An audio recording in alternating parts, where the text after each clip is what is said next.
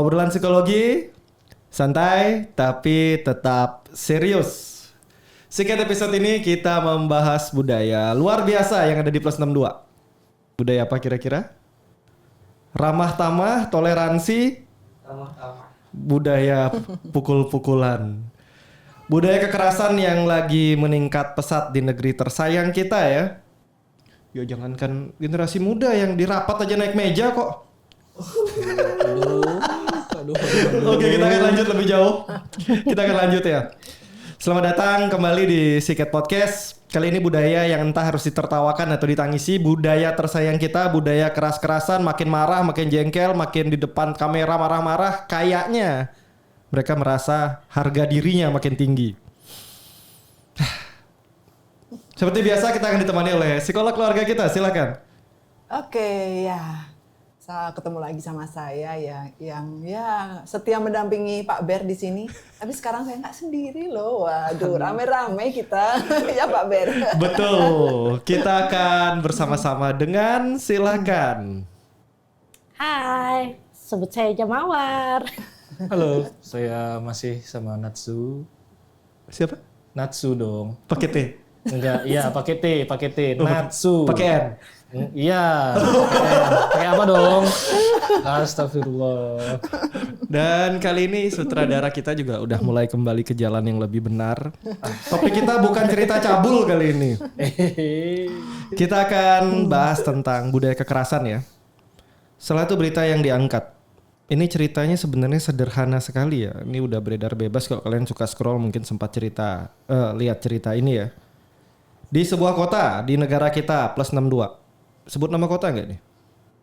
Sidoarjo, ugal-ugalan, ditegur klakson, lalu marah, mengejar dan memukul bapak-bapak yang cuma mau ngingetin. Endingnya ya viral. Komentarnya, Jatim keras bos. Sakit jiwa, serius. Jauh adi bos. Kerasnya nggak apa-apa, cuma kelakuannya ini loh. Bel itu buat mengingatkan, bukan buat tantangin berantem ya. Saya pingin tanya nih sebelum lebih jauh ya, sama Natsu dulu deh Natsu. Oke. Natsu, kalau kamu tiba-tiba di jalan dibel sama orang, responmu apa Natsu? Introspeksi diri dulu. Kenapa dibel? Kalau memang salah ya udah. Kalau nggak salah dibel, Ya tanya kenapa? Atau enggak gitu cuekin aja. nggak langsung pukul gitu. Enggak dong, ngapain dipukul? Menurut kamu mereka yang langsung pukul, orang-orang ini seperti apa nih? Sumbunya pendek. Sumbunya pendek, apa ususnya pendek? Sumbunya pendek. Apa otaknya pendek? Hilang otaknya. Oke, saya mau tanya sama Mawar. Mawar, kalau di jalan tiba-tiba dibel gimana? Lihat dulu spionnya. Ngapain sih ini ngebel-ngebel gitu. Nggak cek dulu, ganteng apa enggak? Nggak kelihatan kalau pakai motor. Sekarang saya mau tanya nih sama master kita nih. Ibu Pauline, kalau tiba-tiba dibel orang gimana Bu? Ya, pertama saya minggir, terus tahu kira-kira apa sih, introspeksi juga kayak yang Natsu Bang tadi ya? Natsu bilang, Natsu bu. NATSU. Tuh jadi keseleo kan? Bisa ganti nama sih saya sih. Susahan namanya. Jadi susu aja lah. Enggak. Biar gampang. Ya pasti minggir dulu lah, kira-kira apa sih, kenapa saya dibel kayak gitu. Tapi kalau memang salah ya oke, saya terima. Ya. Karena orang mengebel ini kira-kira biasanya ngapain sih? Mengingatkan sesuatu. Betul. Tapi di generasi muda kita mungkin agak berubah ya. Ngebel itu artinya tantangan berantem nih. Aduh. Berarti belin aja semua perang kita. Oke, kita mau lihat nih lebih jauh ya. Seperti biasa kita akan kupas secara psikologinya. Menurut Ibu Pauline, kenapa nih kira-kira orang dibel responnya bukan introspeksi diri, tapi marah? Iya. Ini kan memang yang naik motor ugal-ugalan ini kan masih remaja ya. Jadi dia merasa egonya kena, kenapa dia ada orang nggak suka, nggak setuju. Jadi persepsi bel untuk dia atau klakson untuk dia ini sesuatu yang nggak bertentangan lah dengan dia, ya. Sesuatu yang tidak disuka, tidak setuju atau apapun itu. Nah, padahal bapak-bapak yang tadi memberi klakson itu maksudnya supaya memperingatkan agar hati-hati. Ya. Jadi beda kan persepsi yang diterima gitu. Apalagi si anak ini berada di daerahnya sendiri. Jadi dia merasa ini kekuasaanku, ini daerahku, kenapa nggak suka dan sebagainya. Karena ada egonya itu. Berarti sebenarnya penggunaan bel ini agak bahaya ya, karena bisa persepsinya macam-macam ya. Betul. Apa kita hapuskan bel dari negara kita? Jangan dong. Kan kemarin sudah mulai keluar kendaraan listrik tanpa suara mesin, ini kan sudah bagus ya. Tapi tetap ada belnya kok. Iya. Kan biasanya motor Rawan kecelakaan itu. oper persnelan, wah berantem juga ribut ini, cari masalah ya. Dikeluarkanlah motor listrik, nggak ada suaranya. Tiba-tiba nabrak. Iya. Masalah juga. Serba salah, nggak ada suaranya, tiba-tiba di perempatan duar. Malah kaget gitu. Iya. Ya kan saat ini kan banyak ya, orang juga banyak yang mengganti suara bel yang pelan-pelan lembut gitu. Kurang keras gitu. Ganti bel yang lebih keras. Akhirnya yang di bel kaget. Malah mancing keributan. Dan bel-bel aftermarket seperti itu juga beredar di pasaran dan sangat mudah didapat ya. Iya. Tinggal cek online loh salah. Nggak boleh sebut nama toko sebelah lagi, nanti dibilang iklan saya. Tapi latar saya udah pas banget nih. Hijau-hijau gitu. Tahu. Banyak toko sebelah lengkap itu. Kayaknya tahu saya itu. Ya, jadi ya kalau kita sama lah kayak kita bicara gitu ya. Kita bicara sama orang yang nadanya tinggi, keras gitu. Kadang salah persepsi. Sebenarnya nggak seperti itu. Mungkin bel juga memberi peranan yang sama. Mungkin si bapak yang mau tadi kasih peringatan nih belnya udah ganti, udah upgrade super keras gitu. Yang anak mudanya kaget mungkin itu. Mungkin refleks mukul gitu. Bisa nggak Ibu? Ya justru itu mungkin di saat dia melakukan ugal-ugalan itu kan sebetulnya mengganggu banyak orang ya lalu lintas di situ. Jadi mungkin lalu lintasnya padat atau gimana, tapi kan juga membahayakan orang lain dan dirinya sendiri. Nah si bapak ini kan hanya mengingatkan ya, jangan bermain seperti itu, jangan ugal-ugalan dan sebagainya. Nah ini yang tidak bisa diterima oleh seorang anak muda yang mungkin masih labil, masih sok jagoan, sok bisa ngebut dan segala macam gitu kan. Ya, dia langsung marah. Ya. Nah sebenarnya ini kan banyak terjadi ya. Kalau kita lihat dari teorinya ya,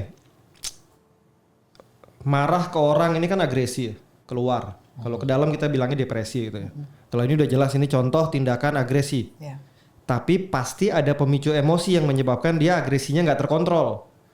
Ya kan, kalau kita lihat sudut pandang psikologinya, entah dia dari daerah manapun, saat seseorang bertindak di luar batas norma, ada sebuah dorongan. Kemarin kita sempat bahas nih tentang suara hati sama suara pikiran. Ya kan, saat belnya bunyi, tin gitu pertama kali, yang muncul di otak dia adalah saya dituduh, saya diserang. Kemungkinan pikiran dia berputar seperti ini. Ya kan? Wah, ini bapak nantang. Seperti itu yang muncul. Bukan ada yang mengingatkan saya. Mungkin saja standar motor saya belum dinaikkan. Mungkin saja lampu jalan ada yang lampu kendaraan saya ada yang mati. Saya sempat di jalan. Bawa kendaraan tiba-tiba dipepet sama motor. Wah, dalam pikiran apa? Wah, begal nih. Tabrak aja. Pikiran. Tapi saya berhenti, saya buka jendela. Karena waktu itu yang menempel itu pasangan. Pak, ban serepnya mau lepas. Saya langsung mikir terima kasih Pak. Jadi orang mendatangi kita di jalan itu tidak selalu negatif. Tapi kan kalau kita scroll banyak ya, dipepet di jalan begal, dipepet di jalan dipukulin, dipepet di jalan debt kolektor. Salah lagi. Jadi berita-berita seperti ini juga akhirnya membuat sisi agresif dalam diri kita naik nih. Saya dibel, saya dipepet. Nah ini dia. Kemudian tontonan-tontonan zaman sekarang yang dikit-dikit kekerasan, salah kirim barang, pukulin. Nah ini loh. Ini akhirnya masuk ke bawah sadar seorang ya. Saat ada sesuatu yang mengganggu, respon pertama adalah kekerasan. Dan kondisi ini sepertinya belakangan makin dipoles lagi jadi bagus ya. Kayak budaya marah-marah itu keren gitu. Saya mau lihat lebih jauh nih secara psikologinya nih. Marah ini sebenarnya contoh perilaku yang baik atau perilaku yang buruk? Yang masih fresh. Nah, yang masih fresh nih, kita punya banyak tokoh-tokoh psikolog masa depan ini, generasi yang dulu sampai generasi muda. Aduh. Apa nih, marah ini ya? Marah itu kan bentuk suatu luapan emosi yang belum bisa dikelola dengan baik. Jadi kita harus kayak keluarkan dulu emosinya tapi pada tempatnya yang baik. Nah, kebanyakan sekarang ini kita terlalu dipendam. Jadi kalau misalnya jangan marah, numpuk, akhirnya luapan emosi itu nggak tersalurkan dengan baik, jadinya kan keluar semuanya gitu. Dan tanpa ada pendampingan, emosi yang belum ada kayak validasi, oh ya kamu marah, kamu ini, jadinya ke yang salah gitu sih. Jadi sebenarnya marah itu hal yang bukan wajar ya, jadi harus perlu kita ekspresikan, aku marah ini, tapi harus perlu kayak ada pendampingan, harus ada validasi yang ngasih tahu, iya kamu marahnya kenapa, oh karena ini, jadi harus perlu kayak di tracing gitu, biar bisa kemarahnya, emosinya tuh nggak yang sampai langsung kayak yang sumbu pendek seperti itu sih Kalau Natsu gimana Natsu? Next. Kalau menurut saya Natsu ini soft spoken banget, lembut gitu. iya Allah. Nah yang ini belar-belar. Kalau marah itu kayaknya bukan sesuatu yang buruk juga ya. Soalnya kan kalau misalnya kita punya emosi yang nggak bisa kita ekspresikan itu dampaknya ke kita juga masalahnya. Jadi ya marah itu ya nggak masalah, dikeluarkan pun, tapi sesuai sama Ibu Mawar pada tempatnya. Kalau tidak pada tempatnya ya malah ya kayak gitu dah jadinya. Tadi kan pada tempatnya, kan ditegurnya di jalan, diluapinnya di jalan. Nggak dibawa pulang marahnya. Kurang tervalidasi dia. Kalau itu kayaknya karena namanya masih remaja mungkin ya. Jadi kayak masih mencari jati dirinya mungkin dia, masih labil-labilnya, egonya masih tinggi mungkin juga. Ya, itu dah. Oke, kita kembali ke Ibu Pauline. Gimana Ibu? Iya, betul. Kalau marah tuh memang suatu luapan emosi yang sebetulnya tidak boleh dibendung karena itu juga mengekspresikan perasaan kita.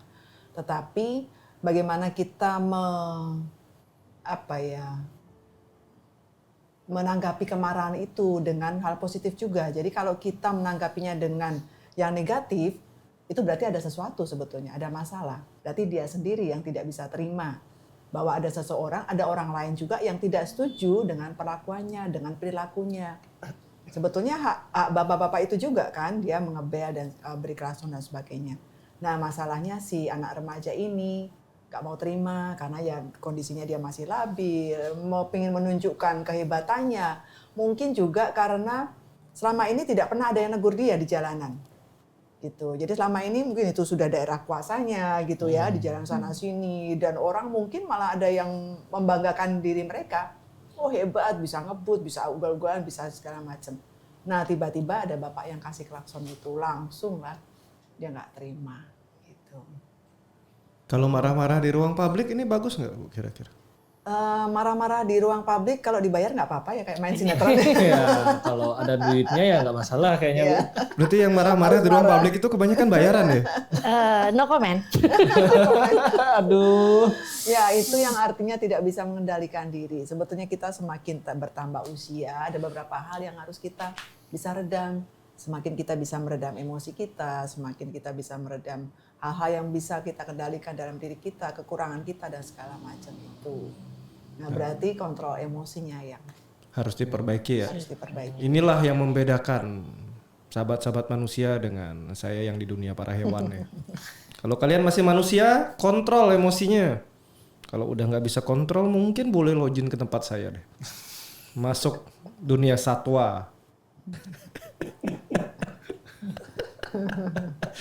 Aduh, lucu sekali. Tapi ini kisah ini menarik ya. Berarti kan terjadi suatu kondisi di mana budaya kita yang dulunya sopan santun, ramah, sekarang malah jadi gampang marah.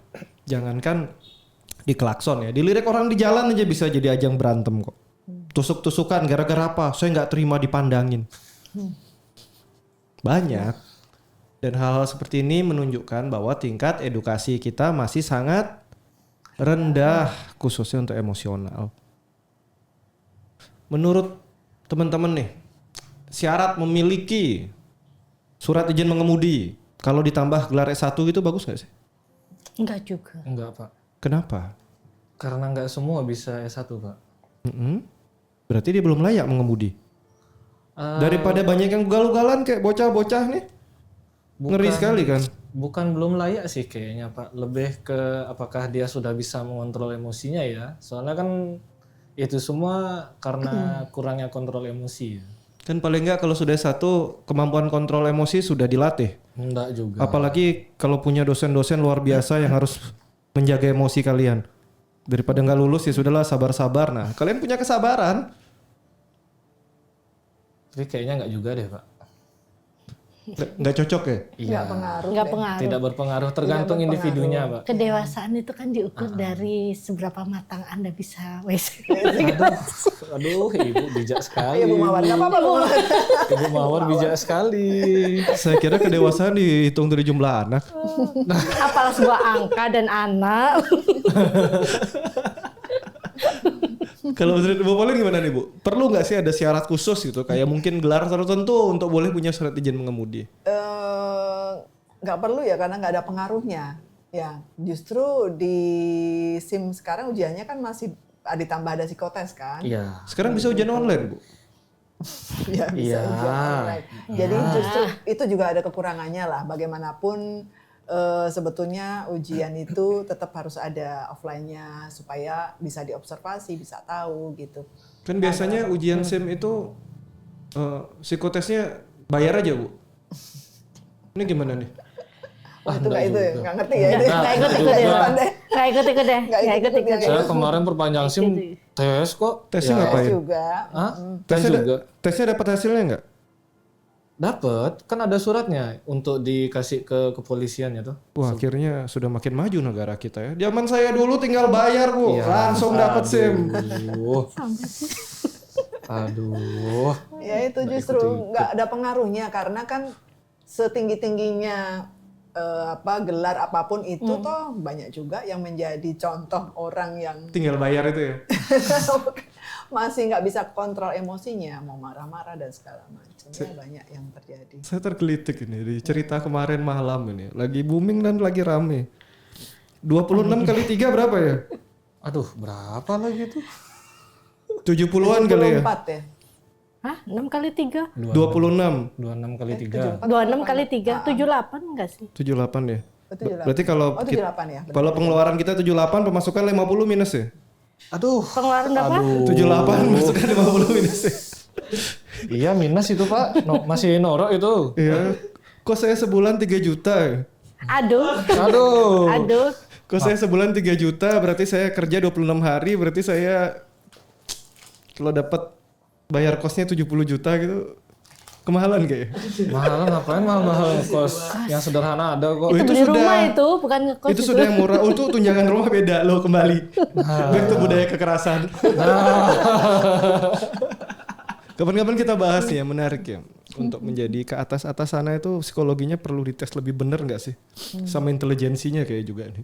Agak membingungkan soalnya.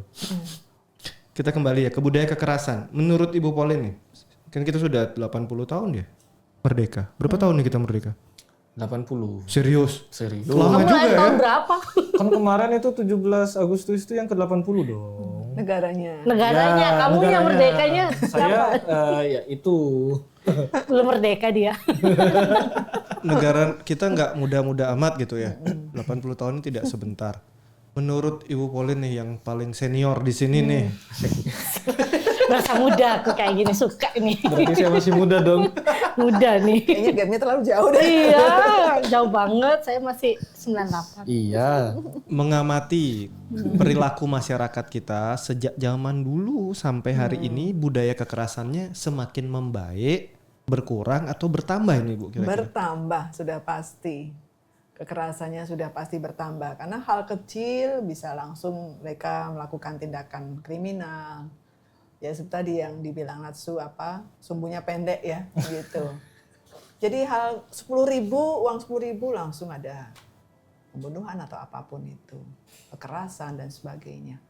Moralnya sudah semakin turun ya. Kalau kita bilang tentang penurunan ya. Kira-kira nih, penyebab utamanya apa sih di negara kita yang udah 80 tahun ini, yang harapan kita kan makin baik, makin sabar, makin pendidikan, makin edukatif. Ternyata makin barbar ya. Iya. Ya sebetulnya etika ya. Sumbernya semuanya menurut saya sih etika. Etika untuk menghargai orang, ya, menghargai kehidupan orang lain juga termasuk salah satunya. Banyak hal sebetulnya yang kita bisa pelajari dari etika, dari apapun yang sekarang sepertinya sudah mulai kurang ya.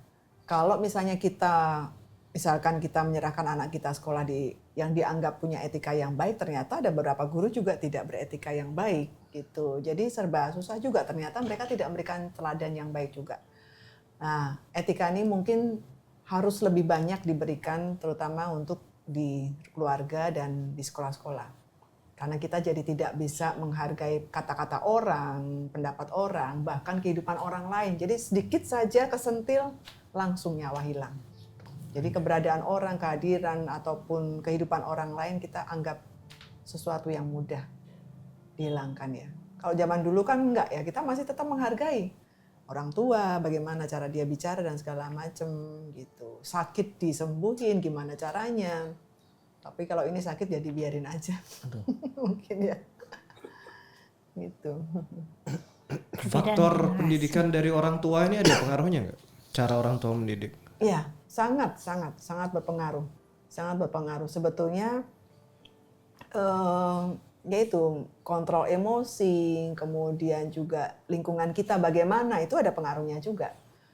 Lalu kehidupan pola asuh dari ayah dan ibu, kemudian kombinasi pola asuh dari keduanya, kehidupan lingkungan, kehidupan sekolah, pekerjaan dan sebagainya itu mempengaruhi sekali. Oke, kita akan ulas ya. Kita kaitkan dengan contoh kasus tadi ya. Si pelaku menurut teman-teman di sini itu kira-kira dididik oleh orang tua yang seperti apa? Permisif atau otoriter? Apa ya? Permisif ini yang ya dikit-dikit diizinin lah ya, oke. Ya. Otoriter keras. Kalau dari komen-komen udah tadi jelas, Jawa Timur keras. Wah, mantap. Kayaknya bukan. Lebih ke gitu ya, permisif itu ya namanya ya. Karena sama kayak dimanja gitu dong jadinya dia. Nah malah jadi semena-mena juga. Berarti lembek ya sebenarnya dididiknya, makanya jadi anaknya seperti itu ya. Ya, karena dia merasa dimanja, dia ngerasa kayak semua yang saya mau diturutin, ya bisa jadi Pak. Berarti ada potensi mereka hanya anak-anak manja yang ngaku keras gitu ya. Kebanyakan seperti itu. Karena membutuhkan validasi. Ya, dan di samping itu juga orang-orang seperti itu biasanya kalau ada teman-temannya baru berani. Kalau sendiri itu udah nggak berani apa. Biasanya. Kebanyakan seperti itu ya. Iya. Mereka mempertontonkan bentuk arogansinya karena mereka merasa ya, mereka punya dukungan. Berarti menurut Natsu nih dari orang tua yang permisif ya. Iya. Kalau menurut Mawar gimana nih Mawar?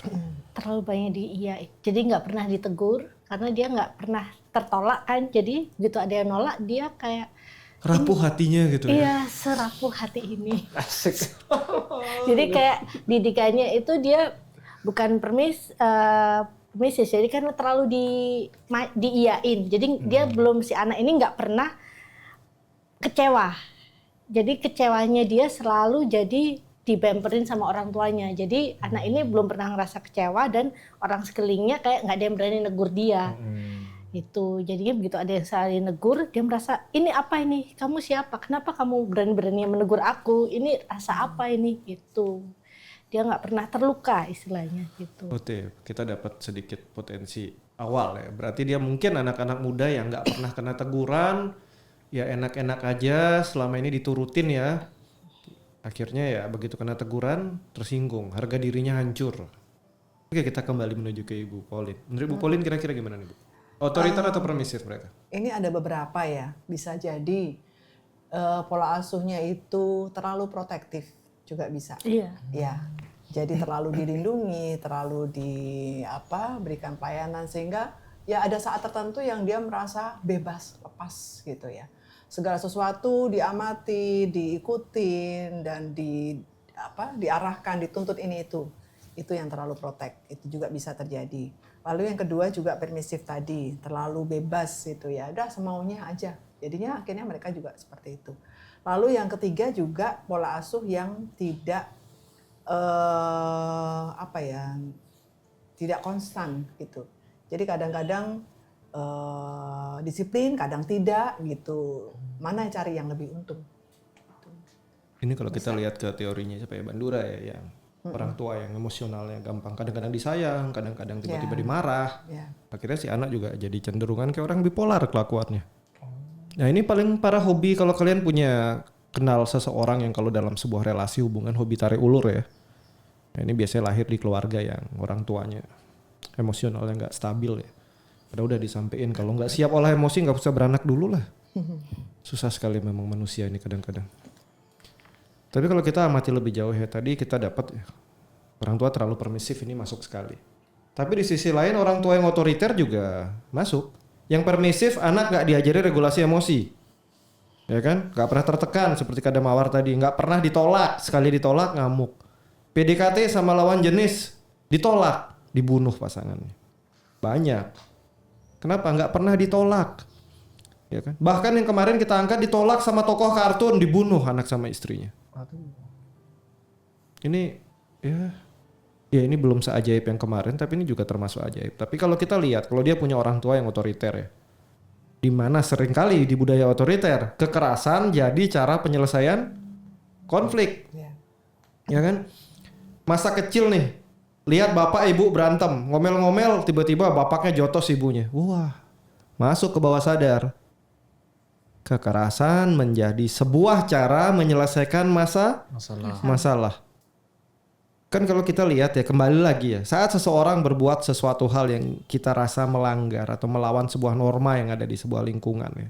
Ini kan udah jelas ugal-ugalan itu juga sudah bentuk perilaku pencarian jati diri, dia rebelnya muncul. Dan ini memang keluar di usia-usia mereka. Tapi beberapa orang yang hidupnya nggak pernah belajar, rebelnya sampai tua. Nah ini sakit jiwa nih. Sakit jiwa.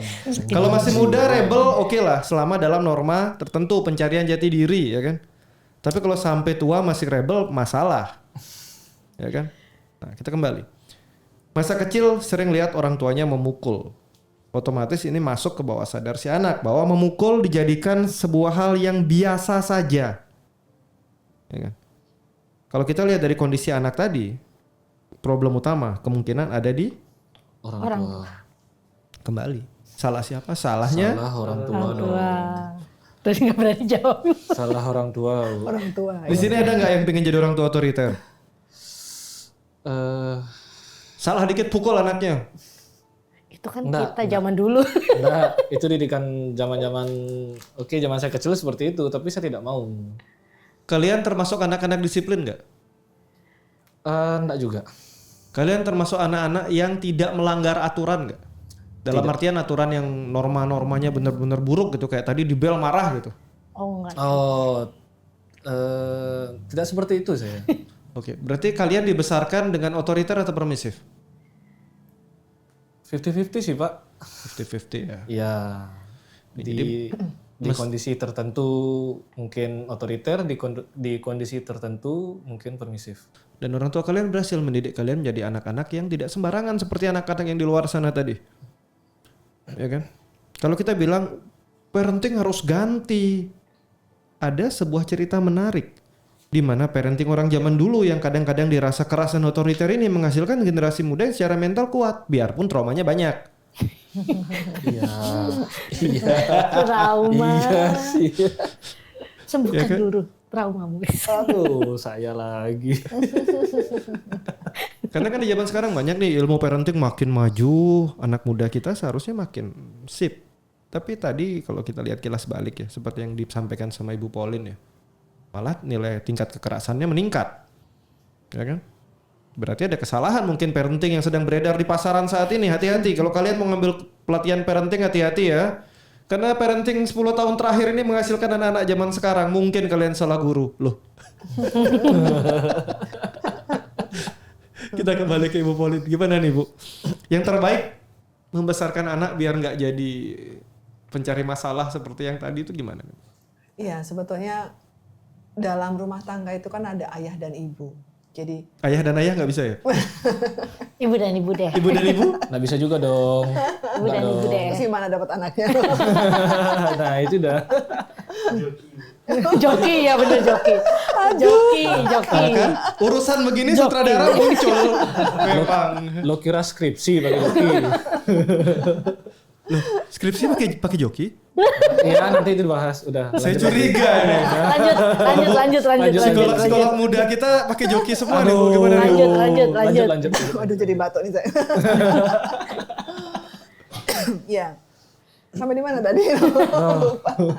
Jadi peran ayah dan ibu itu tidak sekedar mereka bina rumah tangga karena senang, karena saling suka, lalu punya anak dan oke, selesai. Jadi gitu. Iya. Kan bertanggung jawab, Bu. Justru itu Bertanggung tidak jawab nggak hanya sampai menjadi situ. orang tua tetapi menjadi ayah dan bunda. Artinya ya mereka berperan sebagai laki-laki dan perempuan kerjasama yang baik untuk bisa membesarkan anak mereka. Jadi pola asuhnya juga harus cari yang terbaik, yang cocok untuk anak-anak. Karena masing-masing biasa bawa pola asuh masing-masing kan, nah keras dengan pola asuhnya. Nah itu ditambah ada faktor lingkungan, ya itu tadi yang saya bilang di awal bahwa pasti lingkungan sekitarnya juga seperti itu, nggak jauh beda deh. Orangnya juga keras, mungkin juga senggol bacok kayak gitu deh, ya istilahnya. Itu deh. Ada pengaruh juga ya Ya, kuatnya. sangat-sangat. Ya. Berarti di sini faktor keluarga, faktor lingkungan sangat mempengaruhi. Berapa persen Bu kira-kira pengaruhnya? Sampai 50 atau lebih? Kan ada yang bilang kalau memang dasar karakternya baik, mau lahir lingkungan penjahat pun tetap baik gitu. Ya. Kalau menurut saya ayah dan ibu tuh 50% dan lingkungan tuh 50% juga. Berarti 50-50 ya. Ya, 50-50. Berarti potensinya sangat kecil lahir di lingkungan kurang baik dan tetap jadi orang baik gitu ya. Tapi ada kemungkinan itu. Ada pasti, di antara sekian tuh pasti ada orang baik juga kan, gitu. Jadi di antara ya sesuatu yang gelap hitam tuh pasti ada titik putihnya, yin-yangnya. Oke. Kita kembali. Waktu kejadian si orang, tadi kita udah setuju ya, budayanya mungkin dia lebih banyak ke permisif tapi otoriter juga belum tentu tidak terjadi ya, karena kalau dia lihat tontonan tiap hari boxing ayah versus ibu juga ya bisa aja dia langsung jiplak gitu ya. Kemudian kan ada yang rekam tuh pakai kamera, begitu direkam malah makin seru kayak superhero gitu, kebanggaan muncul, rasa aman palsu. Ini gimana nih? Kenapa orang cenderung sekarang sudah bikin tindakan salah memalukan direkam bangga, marah-marah direkam bangga gitu kan, banyak ditampilin tuh, woi lagi marah-marah keren gitu. Ya mau nunjukin aja ada validasi kan, gitu. Bahwa ini loh, ini orang kita memang seperti itu, gitu. Jangan berani-berani, gitu. Kalau nggak mau terima ya sudah, minggir, pergi, kayak gitu. Padahal salah. Padahal salah. Ini memalukan bukan? Atau membanggakan? Sangat memalukan menurut saya. Sesuatu yang negatif tapi masih dipertahankan kan tidak baik. Ya. Ini kalau menurut Mawar gimana nih? Yang berasal dari daerah yang sama nih. Beda. Tolong beda. Kota ini kota. Ini mawar tumbuhan nggak? Mawar ya. Kota. Kan mawar tumbuhan di kota. Yang di video itu desa. Ngatain wah. Dibelo-beloin lagi, aduh. Itu tadi yang ngeviralin tuh kayaknya sekarang itu ini deh, apa ya, viral zaman dulu beda ya. Kan kalau sekarang tuh yang jelek-jelek tuh malah kayak yang wah keren ini. Sementara kita kan dulu nggak ada medsos, aibnya ya nggak ada. Zaman dulu. Mau nakal kayak apa nggak ada. Sekarang kan orang tumbuh sama gadget dan nggak banyak orang bisa menggunakan gadget dengan baik. Jadi kadang mereka tuh kayak cari bahan istilahnya dan belum tentu bagus, jadi belum bisa memilah-milah. Dan sekarang ini kecenderungan semakin menurun, yang semakin jelek itu justru yang semakin keren, semakin naik demi sebuah konten.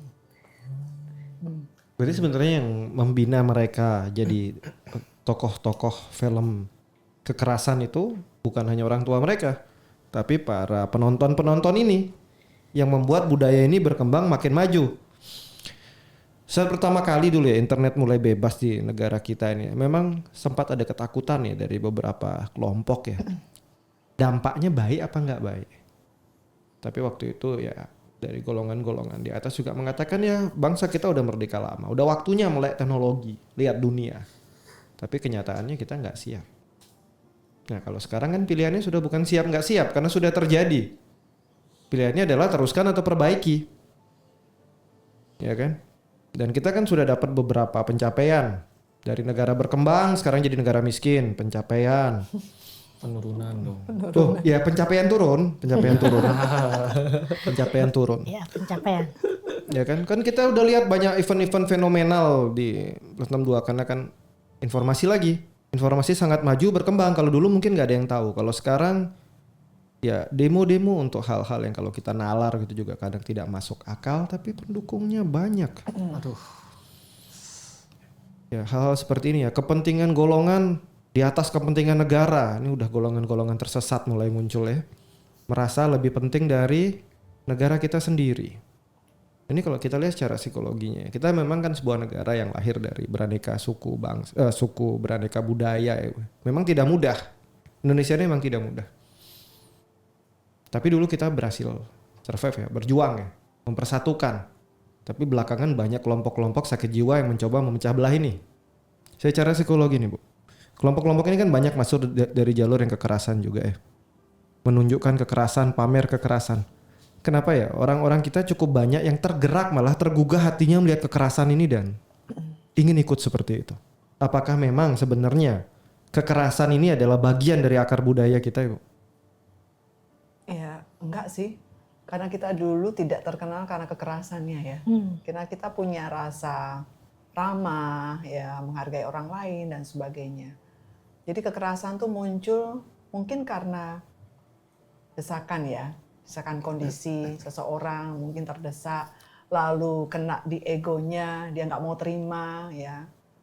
Segala sesuatu walaupun itu salah, tapi dia tetap ingin diakui bahwa yang dia lakukan adalah benar. Lalu kekerasan juga bisa muncul karena kekuasaan. Mungkin punya jabatan dan sebagainya. Lalu dia ya melakukan sesuatu yang nggak benar. Karena dia saat itu sedang berkuasa. Itulah. Yang dia bisa lakukan adalah kekerasan karena dia tidak punya keterampilan yang lain. Ya mungkin terjadi juga karena efeknya dari pola asuh dan sebagainya. Berarti mereka yang suka menonton satu hal yang sifatnya kekerasan juga adalah kelompok-kelompok orang-orang yang hanya punya kemampuan kekerasan. Betul, untuk problem solvingnya mungkin seperti itu. Jadi mungkin bisa jadi di atas 50% selama ini yang mereka lakukan untuk bisa menyelesaikan masalah dengan kekerasan. Dan semua orang kan menjadi takut ya, maksudnya takut itu bukan berarti tidak bisa melawan, tetapi nanti ada masalah lagi di belakang gitu loh. Jadi akhirnya mereka nurut, yang ngikutin aja.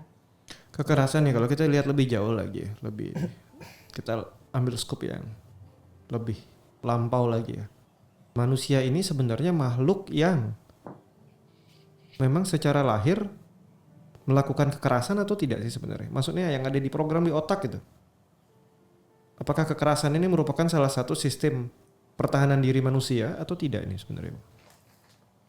Kalau menurut saya ada ya, pertahanan diri itu ada, pasti dari setiap kita punya. Dan bentuknya kekerasan memang? Tidak tentu. Seharusnya dengan nalar dan pola pikir dan moral yang kita punya, tidak harus dengan kekerasan, itu bisa kita lakukan. Ya. Berarti Cuman ya memang perlu modal yang besar ya. Kedewasaan, pikiran yang dewasa dan sebagainya itu orang juga bisa mengendalikan dirinya dan itu tidak mudah sih. Dan berarti sebenarnya ya sejak lahir memang budaya kekerasan atau mungkin survival manusia bertindak keras itu ada. Ya. Tapi yang membedakan adalah intelijensinya. Adalah kemampuan mengontrol dan mengelola emosinya serta kebijaksanaannya. Ya kan? Jadi di masa-masa peralihan remaja ya ini pencarian jati diri. Jadi pemberontak gak salah selama tidak menyakiti orang lain. Ya. Menyakiti orang lain aja udah salah, apalagi kalian mau menyakiti negara kalian sendiri, itu lebih konyol lagi. Saya mau tanya nih, kembali ke Mawar sama Najwa ya. untuk sahabat-sahabat kita di luar sana yang masih ugal-ugalan pamer kekerasan, ada pesan apa sih buat para sahabat-sahabat yang luar biasa ini? Yang dikit-dikit kalau disentil senggol bilang kita keras. Untuk orang-orang inilah. Saya dulu deh ya. Silakan. Silakan. Lembut kita mau berbicara. Aduh, pesan-pesan untuk orang-orang yang seperti itu ya. Kalau mau mati nggak usah ngajak-ngajak ya. Itu kan membahayakan dong. Soalnya ini baru terjadi banget sama saya tadi sebelum kemari, Bu. Benar serius, posisi orang dia posisinya di kiri. Tiba-tiba langsung main haluan gitu. Oke. Itu kalau saya kesel, ya saya cari orangnya. Saya Kejar. ya gitulah mungkin. Biasanya langsung. Mungkin kasusnya sama seperti itu. Cuman saya pikir ke depannya, kalau saya seperti itu, jangka panjangnya apa nanti? Apakah ada untungnya juga buat saya gitu loh. Jadi untuk orang-orang seperti itu, tolonglah. Kalau mati nggak usah ngajak-ngajak, sendirian aja deh. Jangan ngajak yang lain. Itu aja dari saya deh. Oke, terima kasih Natsu. Lo dari Mawar? Stop normalisasi yang jelek-jelek jadi viral. Kan jadi mereka itu kan keseringan suka nonton apa kayak yang viral video-video viral itu. Wih keren ini, kita coba kayak FOMO. Jadi stop aja normalisasi kalau FOMO yang jelek itu keren. Jadi kan kadang FOMO itu buat apa sih gitu kan. Tapi kan mereka masih pencarian jati diri ya. Masih belum bisa, jadi ya semuanya dilihat tuh keren. Jadi ya lihat dulu lebih gali lagi. Ini manfaatnya ada nggak buat kita gitu. Terus nanti ke depannya belajar untuk berpikir jauh ke depan. Masa depan Anda masih jauh. Oke, kita menuju ke Ibu Pauline. Soft spoken. Belar. Udah ada dua orang yang soft spoken, yang ini satunya ini. Enggak. Ya kalau menurut saya kekerasan itu bisa dilakukan manakala kita memang membutuhkan kekerasan itu. Jadi mungkin saatnya kita terdesak, mungkin saatnya kita harus berontak, melawan jika kita memang tidak melakukan atau apapun itu ya. Tapi tidak untuk semua hal, tidak untuk semua peristiwa. Karena menurut saya lebih penting itu adalah tegas, bukan keras. Kita bicara pada anak, pasangan, teman, dan segala macam, keras itu pun nggak ada pengaruh. Kalau orang tua sering bicara keras pada anaknya, lama-lama anaknya juga bebal ya, begitu. Lihatnya, walah udah biasa, pasti ngomongnya juga tinggi, keras, dan segala macam. Nah, gimana jika kita bisa bersikap tegas dengan suara nada rendah dan segala macam yang tidak perlu harus melakukan fisik juga, tapi kita tegas, pasti, dan punya wibawa. Oke. Jadi stop kekerasan juga ya. Iya. Siap. Oke. Luar biasa. Terima kasih ini Bu Pauline. Ingat ya, marah-marah itu gampang. Tinggal marah kok. Tapi jadi orang sabar itu yang susah. Setiap kali mau marah diingatlah sesaat. Gunakan otak-otak kalian itu untuk berpikir, ya kan? Kalau kalian marah untungnya apa? Kalau kalian nggak marah untungnya apa? Kalau kalian marah ruginya apa? Kalau nggak marah ruginya apa? Kalau udah marah rugi ngapain marah? Kalau kalian sudah tahu rugi dan tetap marah, mungkin di sini intelijensi kalian perlu dipertanyakan. Jadi setiap kali mau marah sadarlah sesaat. Kita dilengkapi akal budi lah yang membedakan kita dengan makhluk hidup lainnya.